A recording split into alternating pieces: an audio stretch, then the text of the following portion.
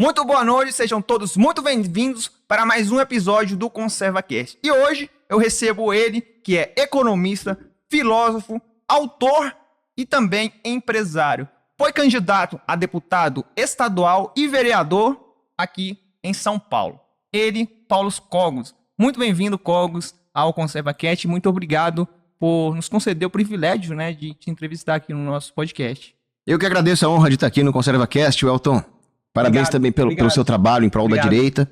E grande abraço para a nossa audiência.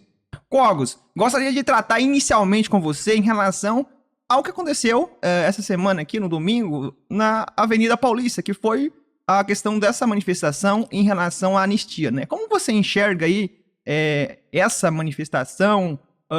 Para você, qual que é a sinalização que essa manifestação de domingo passa para a população, né? O recado que essa manifestação está passando para o STF, seja também na Câmara e no Senado Federal. Então, o sinal que essa manifestação passa depende de para quem ela é dirigida, né? O mais importante é passar para o povo brasileiro e para o resto do mundo a ideia de que os direitos humanos no Brasil estão sendo violados pelo STF. Existem presos políticos, pessoas que estão presas injustamente, que tomaram uma pena desproporcional, aliás, pessoas que nem mereciam ter sido condenadas, e que estão em condições subhumanas, sem direito à ampla defesa, sem habeas corpus, sem o devido processo da lei. Então, isso configura uma tirania, uma ditadura judiciária, e o mundo tem que saber o que está acontecendo aqui. E nós sabemos como boa parte dos setores de imprensa distorcem as informações, porque são vendidos ao establishment.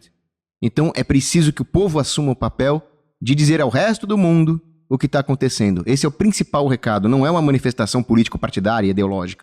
É uma manifestação que qualquer pessoa deveria estar independentemente do matiz político, porque se trata dos direitos mais fundamentais que foram desrespeitados pela ditadura do STF e pela petralhada. Esse é o principal ponto para mim. Agora, qual é o recado para o STF? O STF não respeita a vontade do povo, não respeita a Constituição, não respeita a ética, não respeita nada, né? Sob nenhuma ótica o STF está agindo corretamente. Então o recado é o seguinte: o povo não vai parar. Nós não vamos desistir. Nós não vamos ceder ao medo que eles tentam nos incutir. O medo é uma ferramenta dos tiranos. Nós não podemos deixar o medo dominar. Outra ferramenta dos tiranos, além do medo, é o desânimo. Dá a impressão que não adianta mais se manifestar, mas isso está na arte da guerra, né? Você fazer o inimigo perder a vontade de lutar faz com que ele seja vencido sem luta. Então, o povo não pode sair das ruas. A manifestação desse domingo foi bem maior do que a anterior. A do Rio de Janeiro. As pessoas têm que voltar para as ruas. E qual que é a minha crítica? A minha crítica é que o povo brasileiro ainda está muito dependente de político. Se o Bolsonaro convocou, se o Bolsonaro não convocou, se o Malafaia organizou, se o Malafaia não organizou. Não é uma questão de Bolsonaro, de Malafaia ou de seja lá quem for. É uma questão do povo, tem que ser um movimento espontâneo. Tem a questão humanitária também, né? A questão da própria anistia. Claro, é uma questão humanitária, é uma questão cristã, é uma questão de decência mínima. Um ateu de esquerda deveria estar lá, se ele tem algum apreço pelos direitos humanos. Pronto, você falou aqui, por exemplo, em relação a Débora, né?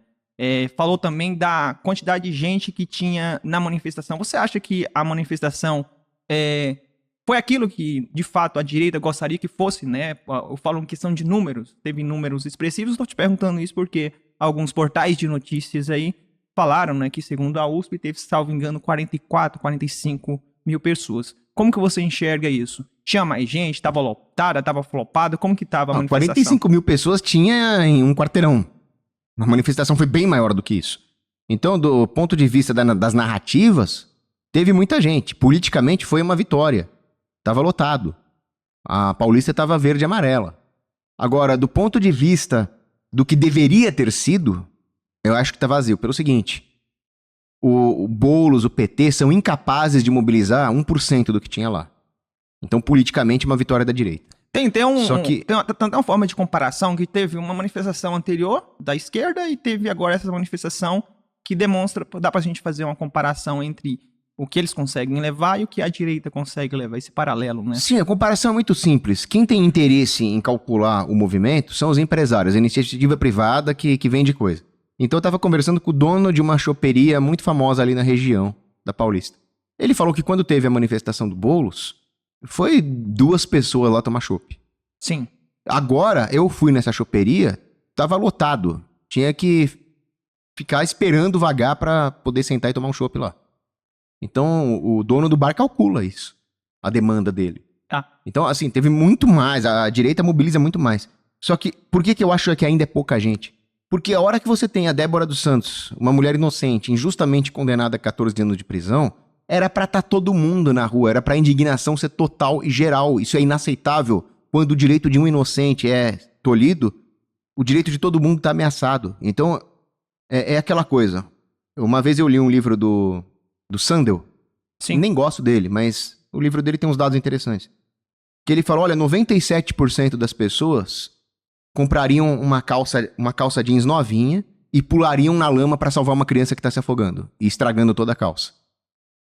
Mas essa estatística me assustou, não pelos 90%. O que me assustou ali foi os 3% que preferiam a calça nova do que salvar a vida de uma criança. Sim. Então, mesma coisa, a Paulista tava lotada? Tava. Mas muita gente não quer salvar a criança. Me assusta as pessoas que não foram na Paulista. Sim. Assim como me assusta os 3% que não salvaria a criança. Paulo, uma coisa que eu acredito que a direita hoje, num todo, né, ela já sente a importância da anistia, já sente que essa pauta está madura. E aí, a direita, justamente, ao meu ver, está colocando essas pessoas na rua, justamente para ter esse movimento aí de quem são aqueles políticos de centro, de pessoal que vai mais pelo que ele sente, esse movimento que ele sente nas ruas, que ele sente politicamente, para se beneficiar, de certo modo. Uhum. Você acha que foi passado isso? Como que você hoje também, né, como político, como que você enxerga isso? Então, tem O centro acredita hoje na anistia? Não, essas Por conveniência? Essas pessoas não acreditam em nada. Não, por conveniência, Por conveniência, porque vai no embalo de fora Lula e o Centrão tá tentando pegar ali o vácuo que vai ser deixado pela queda política da extrema esquerda, né? Show. Porque, assim, o governo Lula é um desastre em todos os sentidos, é um desastre econômico. Já vamos falar sobre isso. Sim, mas só pra fechar o raciocínio, é um desastre humanitário. Sim. Então o Centrão tá de olho em pegar esse vácuo, então por conveniência interessa a eles expor a ditadura do Xandão, a ditadura do PT. Só que eles não acreditam na anistia como um princípio... Como virtude. Eles estão lá por conveniência. Agora, tudo bem, vamos usar eles. Desde que isso não atrapalhe o movimento, né? Então eu tenho medo de perder o foco. Do foco não ser mais humanitário e passar a ser político partidário. Sim. Continuando nesse assunto, em relação ao Hugo Mota, né, que teve alguns posicionamentos dele aí que mudou, de certo modo, de 360 graus, assim, alguém que inicialmente defendia anistia e agora parece que nem tanto, né? Pelo contrário. Como que você enxerga aí? Por qual motivo que teve essa reviravolta aí nesse movimento de 360 graus? Pra quem assistiu Game of Thrones, vai lembrar de uma cena em que uma prostituta é chamada a depor num tribunal e ela depõe contra o antigo amante dela, né? Aí o antigo amante dela, que era o anãozinho, ele fala, como é que você faz isso comigo? E a prostituta responde, eu sou uma prostituta, lembra? Esse é o Centrão? Tá respondida a pergunta? O Centrão é exatamente isso. Certo. Só que pior. Porque, pra mim, o Centrão se diz representante do povo, mas são prostitutos. Show. Paulo Cogos. Eu gostaria de entender, Paulo, um pouco mais sobre quem que é o Paulo Cogos, né? Você foi candidato a vereador em 2020? Não, eu fui candidato a deputado estadual em 2022 e vereador em 2024. 2024, certo. Quem que é o Paulo Cogos antes da política? Como que você iniciou aí nesses movimentos até chegar a se tornar um político? Antes de 2020, eu sempre defendi o anarcocapitalismo, continuo Sim. sendo anarcocapitalista. O que mudou foi a minha postura estratégica em relação a isso, né? Sim. Eu era contra usar os meios políticos para promover o libertarianismo. Porque eu achava que... Só para conceituar aqui para a maioria das pessoas que não sabem o que é libertarianismo. O que é libertarianismo? Libertarianismo é um conceito muito simples. Você acha que os bens e serviços na sociedade deveriam ser providos pela interação voluntária, harmônica entre as pessoas, buscando a inovação, buscando soluções de mercado? Ou deveria ser provido mediante um engenheiro social, um tirano, que aponta uma arma na cara da população e resolve manipular as opiniões, manipular a verdade para promover um ideal utópico? O libertarianismo é a ideia que o que funciona não é um ideal utópico, vamos construir uma sociedade perfeita mediante a intervenção do governo na vida das pessoas. Vamos deixar as pessoas interagirem pacificamente, construírem as inovações de mercado. Isso não vai ser perfeito, não vai ser uma utopia, porque a perfeição é lá no céu. E se houver violação de contrato, violação de propriedade privada, abusos de extrema indecência moral, aí você intervém. Só isso. Libertarianismo seria mais ou menos o conceito que o Milei tem. Esse seria seu conceito de libertarianismo. O Milei não é um libertário. Assim? O Milei ele é um defensor do Estado mínimo, né? Sim. Um minarquista, é isso? É.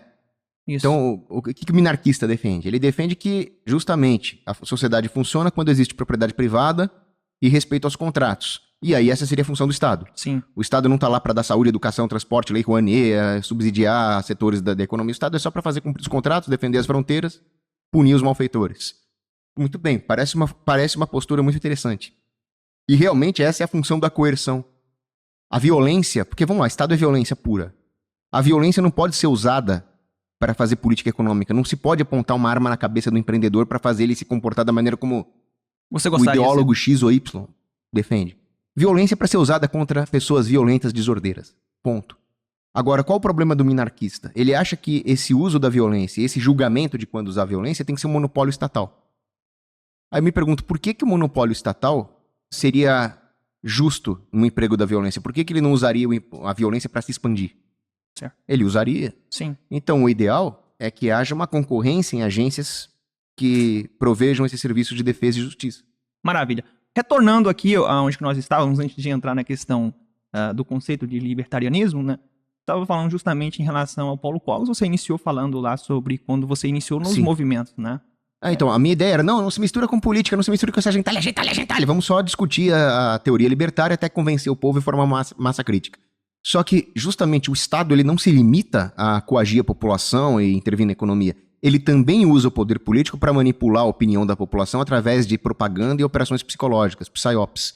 Então, não adianta achar que a arma política não é para ser usada. O Estado ele tem muito incentivo para trazer várias decisões, vários âmbitos decisórios, tirá-los do mercado, das famílias, das igrejas e trazer para dentro da política. Se o libertário não atuar na política, o Estado só vai ter incentivo para expandir ainda mais o poder político, reduzindo os outros poderes, o poder espiritual, intelectual, econômico. Então, se a política tem um poder tão assimétrico na sociedade, então o libertário não tem outra escolha senão entrar na política e usar a arma do inimigo contra ele. E usar o sistema contra o sistema. Exato. É igual o judô, o judoca gigante vem pra cima de você tem que usar o peso dele contra ele, mesmo sendo pequenininho. Então, quando é que eu percebi isso? Em 2020, durante a ditadura sanitária, o governo trancou praticamente toda a população mundial dentro de casa. Isso é o governo João Dória, aqui em São Paulo. O Calcinha foi terrível, o Eduardo Leite foi terrível, mas se você for ver, isso aconteceu no mundo inteiro. Sim. Mediante propaganda. O governo não mandou o exército pra rua atirar em quem saísse, a não ser em alguns casos onde isso realmente aconteceu. Então, o governo é aquela coisa, ele conta principalmente com propaganda. A propaganda convence a massa a obedecer os ditames mais idiotas do governo, como foi a ditadura sanitária. E quem enxergava a verdade, as pessoas mais lúcidas, aí violava a regra do governo, aí o governo atirava, matou gente que saiu de casa, bateu em mulher que saiu de casa. Só que, primeiro, ele convenceu a maioria, ele espalhou o terror e o medo. Então o governo usou propaganda ali. Aí eu falei, o governo é capaz de arrancar a nossa liberdade de uma forma muito mais rápida do que o mercado é capaz de reagir. O mercado constrói coisas belas e duradouras, portanto de forma lenta.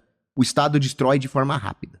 Então a única coisa que dá para fazer no curto prazo é usar o poder político para proteger o mercado contra os próprios políticos. O sistema tem brechas. O governo gostaria muito de impor uma ditadura total, mas ele é obrigado a deixar algumas brechas de participação política para não escancarar o fato de que ele já é uma ditadura. Vamos usar essas brechas. Eu percebi isso em 2020. Aí em 2022 eu me candidatei. Se candidatou em 2022 para deputado estadual e agora para vereador. E qual que é o futuro político do Paulo Cogos? Eu pretendo me candidatar de novo em 2026. A deputado estadual. Deputado estadual. Tentando trazer uma aqui em São Paulo, né, no caso. A ideia é chegar mais no nível federal. Mas você falou um pouco aí sobre totalitarismo, né? Eduardo Bolsonaro, filho do ex-presidente Jair Bolsonaro, está nos Estados Unidos hoje por conta justamente aí de algumas questões envolvendo a retirada do passaporte dele. Como você enxerga esse cenário atual do Brasil aí e esse avanço do STF, de certo modo, sobre as nossas liberdades? O avanço do STF tem que ser detido. Então, eu defendo uma doutrina chamada fusionismo. O que é o fusionismo? É a aliança dos libertários com a direita tradicional. Com os conservadores, com os bolsonaristas, com os monarquistas. Aquele conceito que surgiu lá nos Estados Unidos, fusionismo? Esse conceito do fusionismo é um filósofo chamado Frank Isso foi Meyer. aplicado nos Estados Unidos? Deu certo? Como que foi? E foi com sucesso. Por exemplo, o Ron Paul, ele é um candidato, ele é um político libertário que se elegeu pelo Partido Republicano. Ele concorda com tudo do Partido Republicano? Óbvio que não. Mas ele sabia que a melhor chance dele chegar a deputado nos Estados Unidos era pelo Partido Republicano. E ele chegou numa posição onde ele atua, ele articula-se politicamente junto com republicanos para deter as pautas de esquerda. E isso é muito bom. Ele não está traindo os ideais dele, pelo contrário, ele está multiplicando o poder dos ideais dele, se aliando com os conservadores nas pautas comuns, combatendo um inimigo comum que é a esquerda. Então, qual que é a vantagem do conservador, do bolsonarista? Apesar de eles terem alguns erros de noções econômicas, por exemplo, eles têm a boa intenção, eles estão buscando a verdade. Então, só de você estar lidando com pessoas que buscam a verdade com boas intenções, já é meio caminho andado. A hora que você chega para um bolsonarista, para um conservador, fala, ó, ditadura sanitária, aborto, ideologia de gênero, desarmamento, são pautas terríveis, ativismo judiciário, são pautas terríveis da esquerda que expandem barbaramente o poder do Estado, e aí libertários e conservadores precisam atuar juntos para deter essa tirania. Nós precisamos nos unir como uma falange contra um invasor. Então, sei lá, você tem os persas invadindo a Grécia. O inimigo do meu amigo é... Aí as cidades de Estado grega viviam se matando ali. A hora que vem os persas, que vão destruir completamente o modo de vida grego, aí os espartanos, os tebanos, os atenienses, os acadianos vão ter que se juntar para combater os persas, é isso. E o Eduardo Bolsonaro está fazendo um excelente trabalho nesse sentido de levar para os Estados Unidos a verdade sobre o Brasil, a ditadura sanitária, e ele está articulando também a melhor chance que nós temos de vencer a ditadura judiciária no Brasil, que seria a ativação da Lei Magnitsky, que é uma lei de direitos humanos que prevê as sanções contra violadores dos direitos humanos, e isso poderia deter ali a sanha da turminha do Xandão. Então, não adianta... Existem alguns libertins, que eu chamo, alguns libertários teoriquinhos desconectados da realidade, que eles acham que eles vão derrubar o Xandão falando sobre ética rothbardiana no Twitter. Eu sou a favor de educar as pessoas na ética. Só que agora, hoje, amanhã, depois da manhã, você vai ter que usar outra ferramenta. O Eduardo Bolsonaro está fazendo o que tem que ser feito nessa área.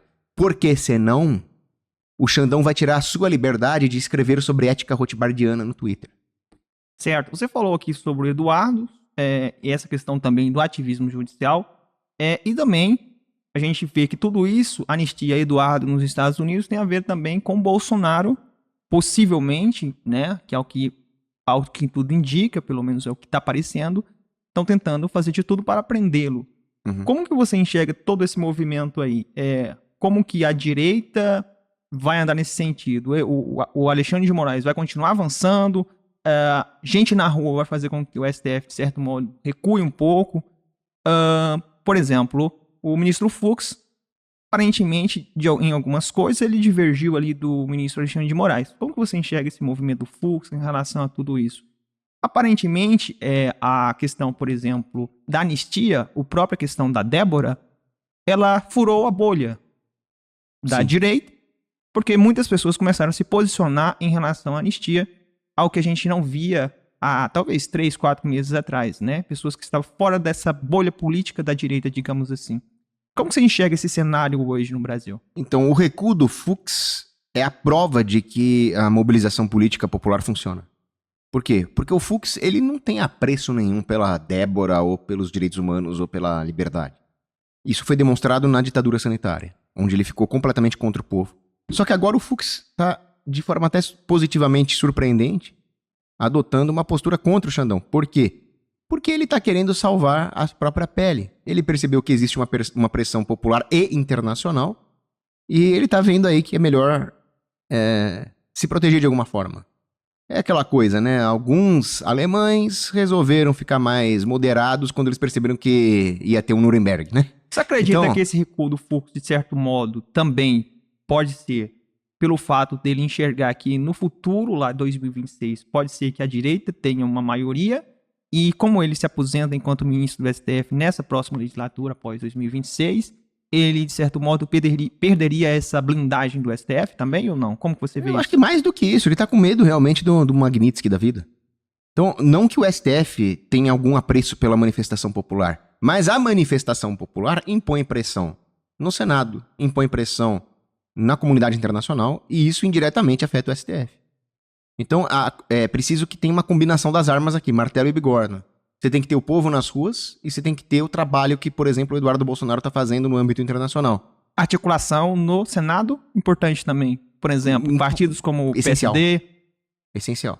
Por isso que eu falo, a população, infelizmente, o povo errou muito feio em 2024. Porque nas eleições municipais, que são a preparação para as eleições estaduais e federais, eles elegeram em massa políticos Do PSD e do centro, né? Do Tucano. Ah, mas Tucano não é PSDB? Não, os nomes mudam, mas esse centrão maldito, esse a essência continua a centrão, mesma. é a mesma porcaria. Então eles elegeram o PSD. O PSD é o partido que está travando o impeachment do Xandão no Senado. Então por que vocês votaram em prefeito, em vereador desse partido? Que tipo de lideranças políticas vocês estão preparando para o futuro? É essencial colocar a direita de verdade em todas as instâncias, porque no final é isso que vai determinar quem é que vai compor o Senado. E a composição do Senado é essencial para frear a sanha ditatorial do STF. Não é para ter centrão, acabou. A extrema-direita é o mínimo que nós temos que esperar agora. Cogos, você disse aqui pra gente que você é libertário? É isso mesmo? Sim. Certo? Libertário anarcocapitalista. Qual que é a diferença? Na prática nenhuma, mas o libertarianismo é uma postura ética e o anarcocapitalismo é uma filosofia política. E a filosofia política anarcocapitalista é uma consequência da postura ética libertária, né? Sim. Então... Não fica muito confuso esses termos? Você não acha que deveria simplificar? Não, é porque é importante ter uma base teórica boa. Você citou uma outra vertente que é o confucionismo, é isso? Não, tem o confucionismo, mas eu não sou um confucionista. Sim, então são coisas parecidas, mas não são a mesma coisa. Inclusive isso? Na filosofia chinesa, quem se aproximava mais do libertarianismo não era o Confúcio, era o Lao Tzu.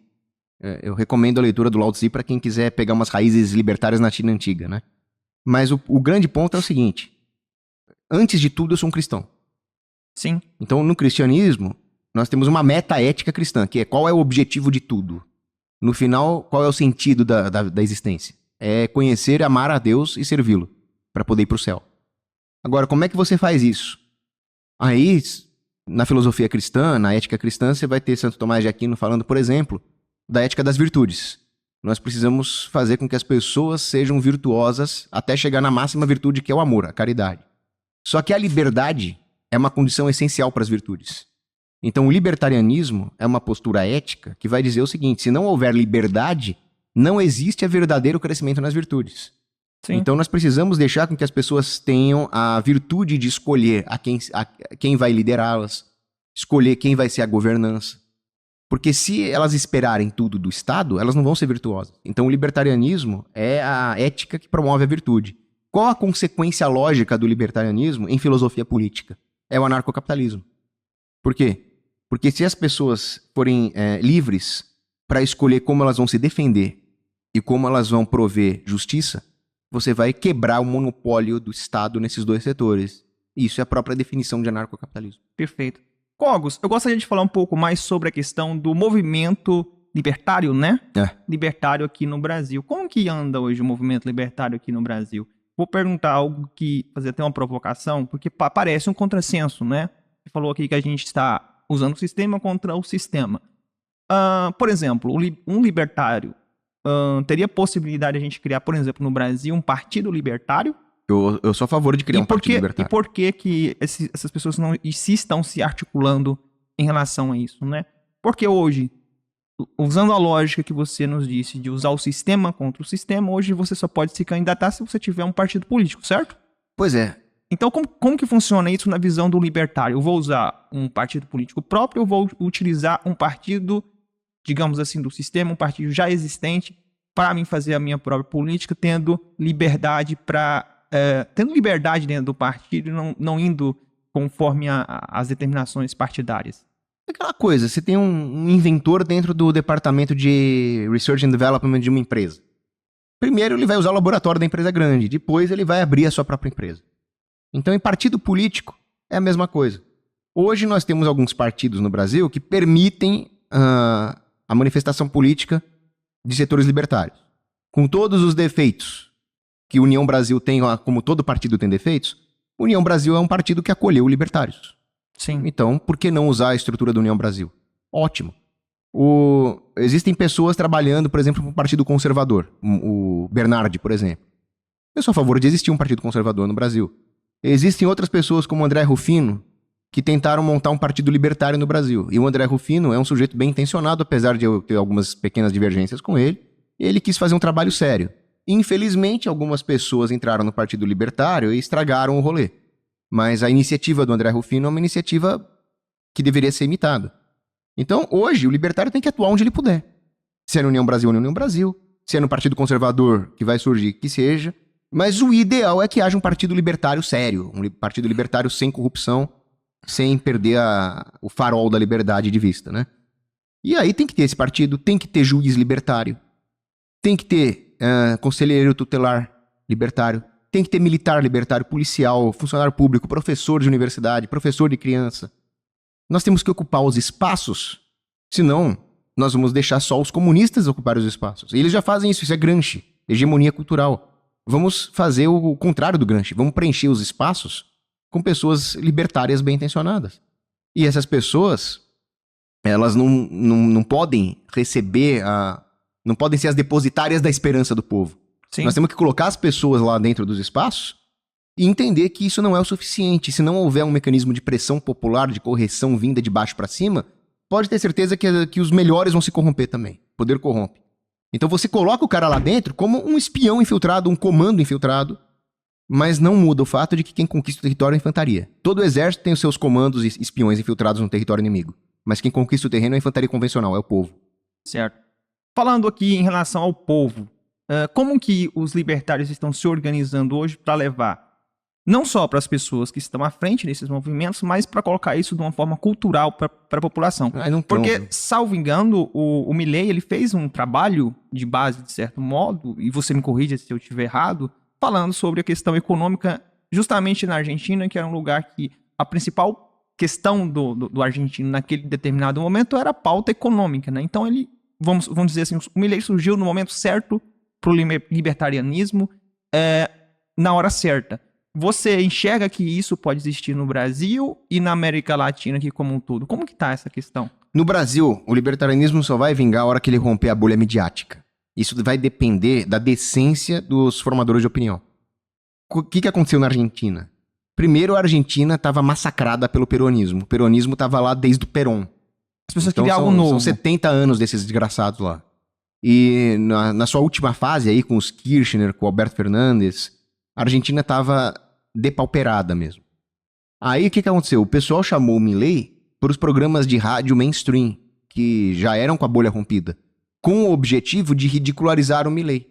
Então, vamos chamar aquele maluco lá para esculachar ele ao vivo. Só que como o Milei conhece os argumentos econômicos corretos, o tiro saiu pela culatra. O inimigo subestimou o Milei. E o Milei esculachou os economistas de esquerda.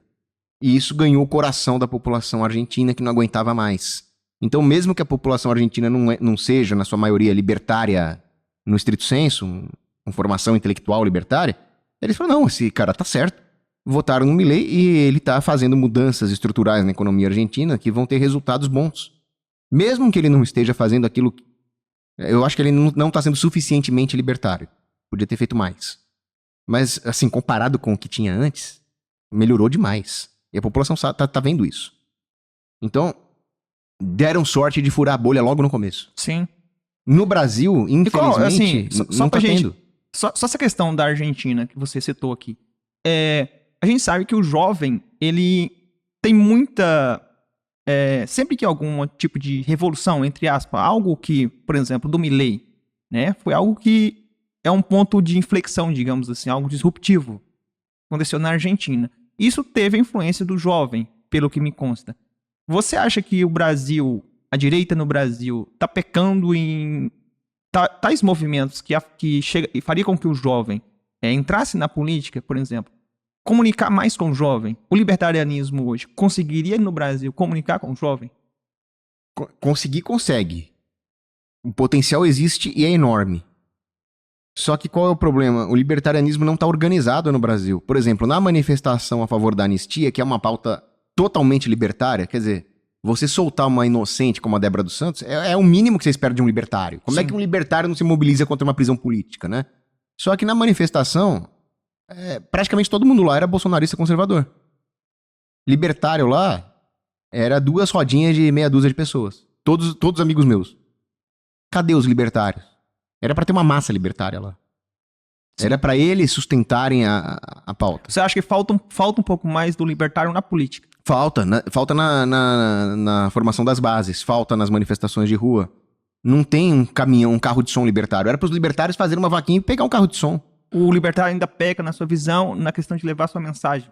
O libertário no Brasil, ele é muito individualista.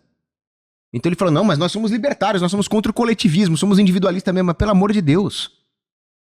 As coisas só funcionam se tiverem vida comunitária. Comunitário não é comunismo. Comunitário é a associação voluntária. Não é cada um por si no seu canto. Ninguém vai forçar nada, como é o caso do coletivismo. Mas também não é pra você não interagir com os outros, abandonar o seu dever cívico. Tem gente no libertarianismo que faz propaganda de fronteirismo. O que é fronteirismo? Eu vou pro meio do mato e vocês que se explodam. Bom, o governo vai caçar você até o fim do mundo. Teve um cara que montou lá uma comunidade libertária no meio do mato, o governo foi lá, não sei que país que era, foi lá e prendeu ele. Então não adianta ficar na defensiva. Vou fugir pro meio do mato. O libertário precisa de ativismo, precisa de civismo. O Brasil não tem isso. Deixa eu te fazer uma provocação aqui. Nós tivemos vários momentos no Brasil, por exemplo, Rio Grande do Sul. Rio Grande do Sul foi uma questão em que muita gente enxergou que o Estado seria um problema. Chegava ali muitas pessoas sozinhas, né, voluntários, resolviam muitos problemas e chegava o governo e dizia não, quem vai ter que resolver é o governo. Então, não pode, por exemplo, passar aqui... Você não acha que o libertário, por exemplo, poderia se beneficiar dessas questões e levando coisas que já estão próximas à população, fatos, coisas, olha que tá vendo? Por exemplo, Rio Grande do Sul.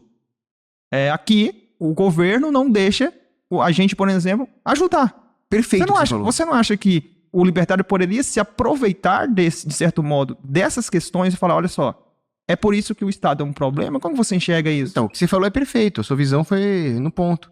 E eu fiz isso. Eu fui um dos pouquíssimos libertários no Brasil que fez isso. A ponte que o povo fez voluntariamente, com organização espontânea, ela saiu mais barato do que a ponte estatal e foi a única que resistiu às enchentes. A enxurrada levou as pontes estatais superfaturadas embora.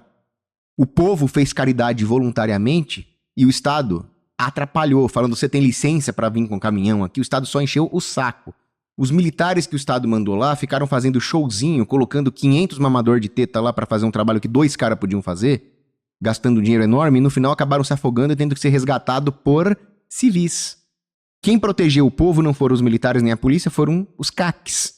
Então, assim, tudo que o Estado se propõe a fazer, toda a justificativa filosófica à presidência do Estado, falha miseravelmente quando você observa os fatos. O povo faz tudo que o Estado se propõe a fazer melhor. Se tivesse liberdade, se tivesse dinheiro deixado na mão do povo, pode ter certeza que sairia coisa melhor ainda. Só que, infelizmente, a direita, por falta de conhecimento econômico, estava defendendo mais intervenção do Estado. Por exemplo, quando você tem uma calamidade... Em Goiás nós tivemos isso. O governador fechou tudo, o Ronaldo Caiado, que muita gente defende ser de direita. O Caiado é uma das piores e mais execrandas figuras do Brasil, justamente porque ele adota políticas de esquerda e se diz de direita. Pra mim, isso é 1000 vezes pior que um esquerdista assumido. Mas eu prefiro o Stalin, o bigodão e a farda dele, do que um cara como o Caiado, porque pelo menos já sei quem é o inimigo. Pra mim, o Kim Kataguiri é 1000 vezes pior que o Mao Tse-tung. E pelo menos do Mao Tse-tung já sei o que eu espero. Agora, no Brasil, a direita acaba defendendo pautas de esquerda sem saber aquilo que o Gramsci falava. As pessoas vão ser comunistas sem saber que são comunistas. Por exemplo, quando você tem uma calamidade, um desastre natural como teve no Rio Grande do Sul, o que acontece com a oferta de bens e serviços? Diminui, porque as empresas são inundadas. Dinheiro circulando. Existe destruição física de capital. Sim. Aí, o que acontece com os preços quando a oferta cai? Os preços aumentam. Sim. E aí não adianta chegar o governo e falar que está proibido aumentar preço porque a população está passando fome. Vai faltar produto. O produto continua faltando do mesmo jeito, só que aí o Estado proíbe de aumentar preço, você não tem incentivo para aparecer mais ofertantes. Então o Cogos é contra a caridade, tem que aumentar o preço? Eu sou a favor da caridade, mas para você fazer caridade, você tem que saber exatamente o quanto você está dispondo para caridade. Eu preciso tirar do meu estoque e saber quanto eu tirei do meu estoque. Então eu preciso de preços reais. Isso não exclui a caridade, pelo contrário, eu preciso ter com que fazer caridade. E para ter com que fazer caridade, eu preciso de preços reais na economia. Mas a direita estava inteira defendendo o controle de preço. E quando eu falei que não tinha que ter controle de preço, falaram que eu era uma cruzo de anticristo com Hitler. Por quê? Porque não sabem ciência econômica básica. E os libertários, que deveriam me apoiar porque eles conhecem a ciência econômica, aproveitaram, em vez de para promover o libertarianismo, aproveitaram para criar uma falsa imagem de mim, como se eu tivesse dito que o governo devia obrigar os empresários a subir o preço. Eu não quero obrigar o governo a fazer nada, eu quero que o governo vá pra puta que pariu. Eu defendo a liberdade de preços com caridade. E mesmo assim eu fui atacado pelos falsos libertários que pululam o meio libertário brasileiro. Cogos, a gente falou um pouco muito sobre libertarianismo e também gostaria de tratar com você sobre conservadorismo. Como dá para conciliar essas duas coisas, conservadorismo, libertarianismo? Dá para fazer isso no Brasil? O pessoal, por exemplo, que é libertário, está preparado para fazer essa, digamos assim, essa fusão de conceitos? Como que você enxerga isso? A corrupção é um vício. Tradicionalistas, né, como o pessoal chama conservadores, eles deveriam ser contra o vício. Então, quando você dá o poder de monopólio para o Estado, você está dando um incentivo à corrupção, à perversão moral, aos maus incentivos. Então, o conservador deveria ser contra dar poder de monopólio para um burocrata. Ao mesmo tempo, o libertário devia ser conservador, porque uma população promíscua, viciada, drogada, sem base familiar... Ela acaba dependendo mais do Estado. Exato. Não é o que o próprio libertário defende, que é contra? Aliás, ele é contra justamente que você dependa do Estado? O libertário vai falar, você tem até liberdade. O conservador não está ajudando ele nesse sentido? Então, na verdade, o conservadorismo e o libertarianismo deveriam se fundir mesmo. Porque se nós queremos liberdade, nós deveríamos também ter responsabilidade. Então, deveríamos ter virtudes... Um binômio, né? Uma população virtuosa, ela vai ser menos propensa a ser vítima de uma tirania. Então, Cícero falava isso. Você quer liberdade? Não dê munição pros tiranos. Seja ordeiro na sua vida pessoal. Não deixa o tirano falar, eu preciso intervir, tá vendo o que tá acontecendo ali? É isso. Sim. Cogos, falando um pouco aqui sobre o governo Lula. A gente vê aí uma reprovação do governo Lula, inclusive em estados majoritariamente de esquerda, digamos assim, foi pelo fato dele ter mais votos lá. Cito aqui o caso, por exemplo, do Rio Grande do Norte, né, salvo engano, e de outros estados. O que se deve isso, na sua visão? Essa questão do Lula ter tanta rejeição em estados que tradicionalmente votaram no Lula? Porque não existe essa massa de petistas ideológicos. Petista ideológico é vagabundo de DCE, intelectualoide, maluco da imprensa sensacionalista. Esses são os petistas mesmo. O povão, o povo lá do interior do Nordeste, eles não são petistas. O povo do interior do Nordeste, eles são mais conservadores que um think tank conservador aqui de São Paulo. Chega lá pro cara do interior do Nordeste e vem falar nessa agenda maldita de aborto, de ideologia de gênero, e te dá uma peixeirada, né? Agora, qual que é o problema? O problema é que como os governos deixaram o Nordeste extremamente miserável por culpa da intervenção do governo e do controle de capitais, a população lá fica desesperada por qualquer ajuda material. E aí o que o PT faz? Ele se aproveita dessa situação... A questão vulnerável das pessoas para... ele se aproveita para entrar em conluio com o coronelismo, que lamentavelmente ainda existe, e praticar suborno eleitoral. Só que assim, tem uma hora que a realidade bate na cara de todo mundo. Então o povo lá que votou no Lula lá do Nordeste, o que eles esperavam? O Lula vai nos dar ajuda material. E o que aconteceu?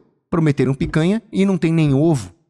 Prometeram um rio de mel e leite, como está na Bíblia, e o que aconteceu foi que reverteram os ganhos que o Bolsonaro estava fazendo em relação à transposição do São Francisco aí, tá ok? Acabaram até com os caminhões-pipa. Então chega uma hora que o povo falou, não, peraí, o rei tá nu.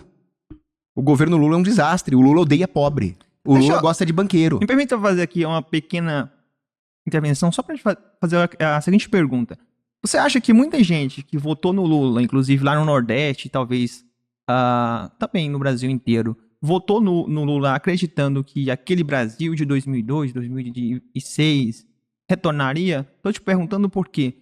No senso comum do cidadão afegão médio, como diz o Emílio Surita, né? 2002, 2006, a gente meio que teve um crescimento econômico, não estou falando que é por conta do mérito do Lula, mas de fato teve no Brasil e acaba que o governo Lula se beneficiou disso. acha que muita gente votou achando que retornaríamos àquele período de bonança, digamos assim, e agora está enxergando que não, a minha vida, na verdade, está piorando em relação ao que eu tinha com o governo Bolsonaro? Pois é. E essa rejeição é justamente por conta disso. Olha só, achei que melhoraria, retornaria para algo semelhante ao que existia lá no passado e agora está pior. É que o Lula é o cara mais... eu tenho certeza que o Lula tem pacto com o demônio. Porque a sorte que ele tem é sobrenatural.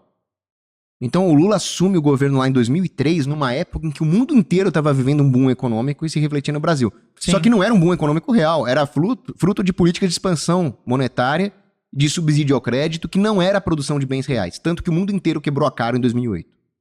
Foi a crise geral. Sim.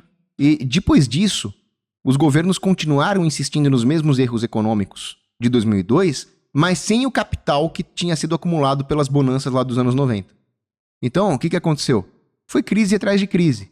Só que essa crise pegou no Temer, porque a ideia era tirar Dilma e o Temer, né? Sim. Aí tiraram só a Dilma por culpa do MBL, o Temer ficou parecendo ser de extrema direita. Ah, o golpista Temer, quando na verdade ele era vice da Dilma, não tinha nada de direita ali, né? Mas a lama respingou na direita, respingou em todo mundo que fez protesto contra a Dilma. Depois, quando finalmente entrou o Bolsonaro, aconteceu a ditadura sanitária no mundo inteiro, a economia do mundo inteiro ficou péssima. Não foi só isso, mas também o Bolsonaro cometeu um erro, que foi nomear o Paulo Guedes. Paulo Guedes foi um péssimo ministro da economia. Inclusive o Paulo Guedes é infiltrado, ele estava lá para destruir a economia mesmo e colocar a culpa no bolsonarismo. Tanto é que o pessoal que gosta do Paulo Guedes não sabe por que gosta do Paulo Guedes. É só porque era alguém que paga de direita e é o ministro do Bolsonaro. Mas se você chega pro povo comum, como as pessoas que eu conversei na campanha, eu não vou votar no Bolsonaro porque a picanha tá cara, porque a gasolina tá cara, porque a cervejinha tá cara. E aí eu falava pro cara, você tem razão. Bolsonaro errou. Colocou o Paulo Guedes, péssimo ministro da economia.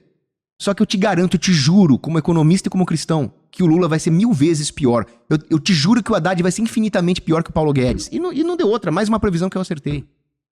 Só que o Lula surfa nisso. Ele deu sorte em 2002, que o mundo estava com o boom de crédito. Ele deu sorte que o Bolsonaro pegou o problema da pandemia. E as pessoas esperavam que iam voltar lá para 2002 mesmo. Mas não vai voltar. Acabou, o tempo passou. Governos de esquerda sempre vão falhar economicamente e em todos os outros setores também. Cogos, uma questão aqui. A esquerda, por laboratório, digamos assim, né, eles criaram um laboratório humano lá com União Soviética, China, e economicamente eles erraram em tudo. Ao que você acha que se deve essa questão da direita continuar viva, né, a esquerda continuar viva aí, e parece que eles continuam sólidos, assim, digamos. Você acha que é questão cultural? O que explica isso? Economicamente não deu certo. Porque dar certo ou não dar certo é uma questão de percepção se deu certo ou se não deu certo. Então, mas, por exemplo, nós aqui da América do Sul, né, nós temos vários exemplos de políticas de esquerda, por exemplo. Tem a questão da Venezuela, né, algo que inclusive o Bolsonaro cita bastante, né? Então, assim, os laboratórios que estão próximos a nós aqui, a gente percebe, cara, é atual e não deu certo. Por que a esquerda continua insistindo nesse mesmo método? Porque existe uma maneira só de falar a verdade e existem várias maneiras de falar mentira. Então, por exemplo, se a minha mãe me ligar agora e falar onde é que eu tô, eu posso falar, eu tô aqui no podcast do shopping. Ou eu tô no shopping. Não, então eu posso falar, tô no bar, tô na escola, tô na empresa. Eu posso mentir de várias formas. Mas só existe um lugar onde eu realmente tô. Então, a esquerda, ela tem várias formas de mentir pro povo. A verdade é uma só. Libertarianismo anarcocapitalista com virtudes cristãs. Essa é a única verdade que tem. Agora, a mentira ela pode ser a social-democracia, pode ser o comunismo, pode ser o nazismo, pode ser o fascismo, pode ser o neoconservadorismo. Eu posso mentir pro povo de várias formas que o Estado é a solução. Não importa se é um Estado fascista, um Estado neoconservador, um Estado democrático. Eu posso mentir que o Estado é a solução e não a sociedade de várias formas. Então, mesmo a própria esquerda ela tem várias facetas. A esquerda anticomunista foi criada pela CIA. Qual que era a jogada da CIA? Os próprios banqueiros atlantistas financiaram o Lenin e a União Soviética e falaram, olha, eu tenho uma alternativa ao comunismo soviético que é a social-democracia, que foram os intelectuais moderadinhos que a CIA financiou na década de 50. E qual que é a ideia? Não, nós podemos ser de esquerda sem cometer as falhas que resultaram no fracasso da União Soviética. Quando, na verdade, nós só estamos caminhando para o mesmo abismo da União Soviética a passos talvez um pouco mais lentos, mas com danos ainda mais profundos na alma, devido ao relativismo moral e ao relativismo epistemológico. Então, por que as pessoas ainda insistem numa coisa que só falhou, que só matou 200 milhões de mortos no século XX, fome, miséria, violação de direitos humanos, Holodomor, o Pol Pot empilhando crânios de opositores, Xandão? Por que as pessoas Acho insistem... que o pior caso, na verdade, é a China também, né? Qual que é o nome do... O Xi Jinping? Fez a Revolução Chinesa. Mao Tse-tung. Mao Tse-tung. O Mao Tse-tung, a Revolução Cultural, foi assassino, matava intelectuais, matava padre, matava todo mundo. Por que as pessoas insistem nessa desgraça? Porque o principal ponto do comunismo não é, como dizia o professor Olavo de Carvalho, a coletivização dos meios de produção. Isso é uma interpretação materialista do comunismo. O comunismo resulta, sim, na coletivização dos meios de produção, mas ele não é isso. O comunismo é o controle da população mediante o relativismo. O que é esse relativismo?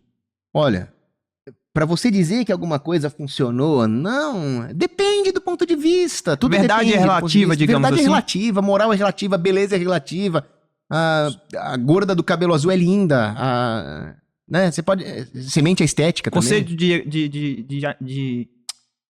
que o Lula falou, o conceito de democracia relativo. Então tudo é relativo. Tudo é relativo, depende da significação que você dá. Os autores esquerdistas falam isso. Então, como é que você, caindo nesse relativismo, vai ter critério para dizer se alguma coisa funciona ou não funciona? Então fica aquele meme, não sei se você já viu um meme, que tem um crayon, né, vermelho e um crayon verde. Aí a parede tá toda rabiscada de vermelho. Aí chega um crayon cinza, assim, representando o povo, e fala, quem é o responsável por isso? E o crayon vermelho aponta pro crayon verde e fala, foi ele. O crayon vermelho é o Estado, o crayon verde é o mercado. Aí o governo faz as merdas e coloca a culpa no mercado. Empresário. Então a ideia é sempre a seguinte, o pessoal come arroz com fezes e passa mal. O que o Lula, por exemplo, tá falando em relação ao caso, a questão da comida, não compra, se tá caro não compra, porque olha esse o empresário discurso. vai baixar o preço, é isso que você tá dizendo? Não, olha esse discurso. A culpa então é do empresário. Exatamente. Esse discurso Tá é pra colocar a culpa no empresário. O empresário é forçado a aumentar os preços porque os insumos estão caros. Os insumos estão caros porque o Lula destruiu os investimentos em capital. Então o pessoal é o seguinte, o pessoal come arroz. Arroz é o mercado. Vem o governo e acrescenta fezes no arroz e as pessoas passam mal. E o governo fala, a culpa é do arroz. Vamos tirar o arroz e colocar mais fezes. Aí o pessoal vai passar mais mal ainda e a culpa é do que sobrou de arroz, que é o que sobrou de liberdade econômica. Aí até que o prato fica cheio de fezes, que é o socialismo. Entendi. Ô Cogos, uma questão que eu queria tratar aqui com você é o seguinte, como que você enxerga, por exemplo, hoje o libertarianismo? Você acha que é aplicável isso, ou isso é um conceito abstrato, utópico, ou seria algo mais ou menos como aquela pirâmide de Maslow, que chama que é você empurrar sempre para um lado até que chegue num denominador ali, seja o melhor possível? A janela de Overton. Isso. Não, eu enxergo o seguinte, eu não tenho nenhum projeto utópico. Existem muitos influencers anarcocapitalistas, libertários, que eles afastam as pessoas porque eles têm uma visão utópica. Eles falam, olha, no anarcocapitalismo vai ter todo mundo... Porque o mundo perfeito ideal não vai existir. O mundo... Não, isso é Cidade de Deus, Santo Agostinho, é só lá em cima que tem mundo perfeito. É só quando Jesus voltar. Então tem libertário que fica lá. Olha, no anarcocapitalismo não vai mais ter fome, não vai mais ter guerra, porque todo mundo vai competir para atender a população. Isso é bullshit. O homem é pecador e não é o sistema político que vai mudar isso. O libertarianismo é uma postura ética. Então é o seguinte, eu sou contra o estupro. Mas, Cogos, não vai ter um mundo sem estupro. Não vai, mas eu sou contra. Por quê? Porque eu sou contra porque é errado. Então eu sou contra a coerção estatal contra inocentes. Eu sou contra a imposição de monopólios estatais. Por quê? Porque é errado. Vai ter um mundo perfeito sem nenhum tipo de corrupção institucional? Não. Mas nós podemos melhorar muito se nós tivermos a postura ética. O pessoal fala, no anarcocapitalismo as gangues vão tomar o poder e vão formar o Estado. Amiguinho, as gangues já tomaram o poder e tem gente prestando continência para essas gangues. Se as gangues vão tomar o poder em algum nível, eu não sei, eu sei que você é contra. É isso. Entendi. Cogos, agora uma questão aqui. A gente sabe que a tendência do Estado é crescer, certo? Claro. O Estado, a tendência dele é crescer. Não seria um erro do anarcocapitalista abandonar, digamos assim, a pauta política, justamente porque se ele abandonou e a tendência do Estado é sempre se expandir, não seria um erro estar fora da política? Não Claro foi, que é um erro. Foi essa decisão que você tomou? Sim, porque o Estado ele se expande, mas ele não se expande como um dado da natureza. Sim. O Estado ele tem Porque incentivos as pessoas a se expandir. pedem mais Estado sempre. Então, As pessoas, a população, eu quero mais benefícios. Pois Se é. você quer mais benefícios, automaticamente vão te cobrar mais impostos. Se vão te cobrar mais impostos, o Estado automaticamente vai ter que crescer para isso. Você vai ter que, por exemplo, colocar mais radar para cobrar multa. Você vai ter que criar novos impostos. Ou seja, você vai precisar de uma máquina pública ainda maior. Outros partidos, por exemplo, vai querer entrar nessa máquina pública, vai precisar abrir concurso público. Exato. Ou seja, não é um erro do anarcocapitalista achar que ele não pode entrar na política. É isso que eu estou perguntando para você. Então, Se foi essa a visão que você teve lá em 2020, certo? 2022, aliás. Porque por que existe o Estado? Ele é resultante de um vício moral da população. O que significa isso? As pessoas falam, eu estou disposto a sacrificar a minha liberdade, as minhas convicções, os meus sonhos, a minha dignidade, porque eu acredito que o Estado tem que tomar conta de mim. Eu não consigo tomar conta de mim sozinho. Então o Estado tem que tomar conta de mim. Então o Estado pegue a minha liberdade. Aliás, pegue a liberdade dos outros também, o que é pior ainda. Porque se fosse pra fazer igual o Daniel Fraga sugeria, né? Cara, você quer ter sua vida regulada pelo Estado? Contrata um político pessoal, coloca ele na tua casa, e aí quando você for no banheiro, o político vai lá com uma arma e te regula. Tá bom. Desde que você não imponha isso nos outros, é problema seu. Então o sujeito ele sacrifica a liberdade dele mesmo e dos outros porque ele quer que o Estado dê coisas de graça pra ele. Isso é idolatria, né?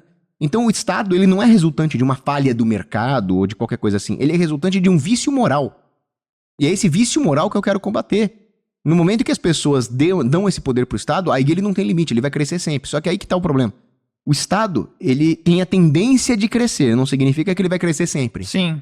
Assim como o mercado tem a tendência de prover bens e serviços cada vez melhores, não significa que não vai ter um empresário corrupto ou incompetente que vai te prover um produto péssimo. Então é tudo uma questão de incentivos e tendência, não é um pacote pronto, não é uma lei física, né? Então, qual que é o ponto aqui? Se o Estado ele tende a crescer, mas a ação individual supera essa tendência, logicamente, um indivíduo com boas intenções tem que entrar no Estado para reverter essa tendência dele de expansão da tirania através da ação virtuosa individual que supera qualquer tendência. O que faz com que o mercado te dê produtos e serviços cada vez melhores? É uma mão invisível, como dizia o Adam Smith? Não, eu discordo do Adam Smith. É a virtude do empreendedor individual concreto que enxergou ali uma maneira de inovar.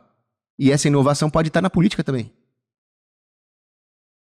Certo. Cogos, a gente tem visto aí várias pessoas ultimamente se posicionando de certo modo como libertários, né? Teve o caso do Elon Musk lá nos Estados Unidos que disse ser libertário, não sei se você concorda com ele. Tem o caso do Milei na Argentina e tem também na China um novo candidato lá que está se posicionando também como libertário. Como você enxerga esse crescimento aí? A gente tem chances, por exemplo, de ter um novo presidente libertário aqui na América do Sul? Tem grandes chances de nós termos o Johannes Kaiser como presidente do Chile. O Kaiser, ele é um libertário pautado em virtudes morais tradicionalistas, que conhece a fundo a questão Kaiser. Econômica. Johannes Kaiser. Ele conhece a questão econômica a fundo. Inclusive, ele tem esse apelo popular do Milei? Como que tá isso hoje na... Tem, ele era um sujeito que fazia vídeos libertários lá na época de 2014 e conquistou a população pela honestidade intelectual, pelo profundo conhecimento de escola austríaca de economia e por defender valores cristãos e tradicionais que são essenciais para manter a liberdade. O Johannes Kaiser criticou toda essa política woke, progressista, que está causando a decadência do Ocidente, mas ele também explicou qual é a origem econômica dessas políticas, que é o incentivo que o Estado tem de manter a população dependente e viciada, sem redes tradicionais de apoio, para poder expandir sua tirania. Então, a verdade e a irrefutabilidade dos argumentos do Kaiser conquistou a população. E é uma população que ele também não é está cansada. Ele Totalmente, ele não é político. ele começou como influencer político. Mas é político hoje como que... Agora, eu não sei, eu não lembro agora se ele já é um parlamentar. É deputado, ele é Deputado federal. deputado federal. Show. E eu espero que dê Tem certo. Eu acho boa que o Chile... percentual de votos lá, como estão pesquisa? Então, o Chile tem uma população muito conservadora, porque a população, principalmente a população mais velha, eles viram que o Chile foi salvo das garras do comunismo pelo general Pinochet. Então, o Allende ia fazer um desastre ali. Ele ia transformar o Chile numa republiqueta socialista, confiscando terras privadas. E quando o Pinochet entrou, ele implementou políticas econômicas, de liberdade econômica, não no nível que eu defendo, mas muito melhor do que um comunista. E o Chile acabou se tornando o país com maior renda per capita na América Latina, graças às políticas econômicas do Pinochet. Então, a população que viveu essa época de Allende, de Pinochet, sabe o quanto a direita realmente salvou o Chile naquela situação. E aí, eles cometeram um erro, que foi na eleição do Boric, que é um esquerdista da pior espécie, que a população conservadora não foi votar porque o candidato lá acho que era o Pinheira, não? Que era o direitista Nutella ali. Que era o direitista Nutella que concorreu com o Boric. Então, esse cara não motivou a população a votar porque ele era aquela direita... vamos ser moderadinhos. Seria, digamos assim, um PSDB. Assim, isso não dá mais... Ninguém mais quer saber desses caras. Eu não quero mais picolé de chuchu. Eu quero sorvete de torta de limão com pistache. Ninguém mais quer saber de picolé de chuchu à base de água com adoçante. Então o pessoal não saiu pra votar. E aí foi um erro. Eu sempre falo, vota sim no menos pior. Por exemplo, eu não gosto do Tarcísio, mas se for Tarcísio e Lula, é óbvio que eu vou votar no Tarcísio. Então, o pessoal não foi votar, ganhou o Boric. E o Boric tá destruindo o Chile. E agora a população tá cansada disso e vai radicalizar. Graças a Deus, vai votar no Kais. Show. Ô Cogos, já indo aqui um pouco mais pro final, eu gostaria de perguntar aqui pra você o seguinte. O Cogos, desculpa, falei pelo Boulos seu nome? É Cogos, tá certo. Pelo amor de Deus, não é o Boulos, não, é o Cogos, Boulos, gente. Deus me livre e guarde. Eu nunca vou invadir a casa dos outros. Não. Cogos. E outra coisa, eu tenho alergia a pó, sabe? Me dá rinite. Nunca experimentei, na verdade. Cogos, estaria disposto, enquanto político, a ser uma liderança aqui em relação ao libertarianismo no Brasil? Você está disposto a ser o líder desse movimento, a cara desse movimento no Brasil? Essa é a pergunta. Eu já sou. Você já é? Sim. Infelizmente, eu ainda não tenho a projeção que eu preciso ter. Mas eu já sou. Porque eu sou o meu libertarianismo... O movimento como um todo, hoje nós temos pessoas ou nós temos um movimento... Por que eu estou te perguntando isso? Você disse aqui pra mim que um problema do libertário é que ele é individualista, ele não quer se coletivizar. Sim. Só que na política, para você, por exemplo, ser um deputado estadual, você precisa ter uma maioria de votos, pelo menos um percentual de votos expressivo, né? Você teve 30 mil votos... Para deputado estadual, 33 mil. Isso. Que foi que você tentou e você vai tentar fazer isso de novo. O libertário, ele entende isso de que, olha só, eu preciso criar um movimento e eu preciso de pessoas junto comigo para fortalecer esse movimento, para que a gente consiga ter essa maioria, colocar pessoas, por exemplo, como o Paulo Cogos, lá na LESP, né, no caso aqui de São Paulo. A questão é, o libertário já entende isso? Tem um movimento já trabalhando nesse sentido? Como que tá hoje? Olha, existem muitos libertários que não entendem isso. Mas eu vejo que tem uma base libertária bem jovem que vem forte entendendo isso, e eu vejo que tem muitos bolsonaristas e conservadores que estão dispostos a se aprofundar e chegar ao libertarianismo. É muito mais fácil convencer um bolsonarista a entender a economia libertária do que convencer um libertário libertino, sem padrão moral, a ser virtuoso. O bom do bolsonarista é que ele já quer a virtude. Só falta entender assim E conhecer a verdade vos libertará. Exato, só falta chegar... Só falta o conhecimento. Só falta se aprofundar nas questões de política econômica e é isso. Então, você pega um bolsonarista cristão, ele já andou 90% do caminho. Sim. Agora, pra você pegar um cara que só sabe economia, mas é um devasso, aí é bem mais difícil trabalhar com ele. Show. Paulo Cogos. Então, só uma questão, você se articular com lideranças fora do libertarianismo é exatamente o que eu tô fazendo desde 2020. Quando o calcinha apertada do Dória implementou a pior ditadura da história de São Paulo, eu fui pra rua, trouxe alguns libertários junto comigo, mas fui eu que liderei, e me articulei com os bolsonaristas, com os conservadores, e é o que eu venho fazendo Essa desde união então. aí libertária e conservadora, então você já tá caminhando nesse sentido. Essa é a única saída. É a única forma de ter uma massa crítica contra o inimigo comum da humanidade, que é o esquerdismo. Show. Indo aqui já pro final, eu gostaria de perguntar para você, Cogos.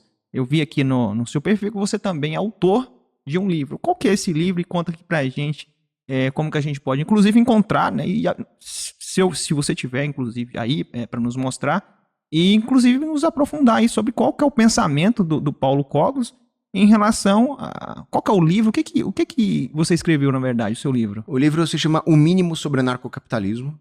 Ele É uma versão reduzida? Ele é um livro de bolso, mas ele é um livro de bolso bem denso. Sim. E eu não acho que um livro tem que ser grande para ser profundo e assertivo. Então, se você pega, por exemplo, Sócrates nunca escreveu um livro. O que nós sabemos de Sócrates é Platão. Sim. E tem autor que escreve um monte de bobagem que não serve para nada. Então, o meu livro, O Mínimo sobre Anarcocapitalismo, eu trato de todos os temas importantes que dizem respeito ao anarcocapitalismo. Defesa, segurança, justiça, premissas filosóficas, infraestrutura, saúde, educação, tá tudo lá. E onde o pessoal pode encontrar esse livrariapaulocogos.com.br é a melhor forma de comprá-lo. livrariapaulocogos.com.br. Exato. E o principal ponto do meu livro é que eu fundo no Brasil essa doutrina libertária baseada em virtudes cristãs, em guerra política real, em realpolitik sem sacrificar os princípios. É a doutrina que vai fazer com que o libertarianismo realmente prospere.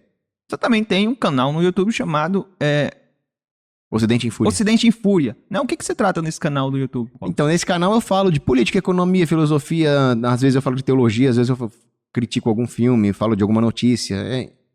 São comentários político-filosóficos, humanísticos com base no libertarianismo, né?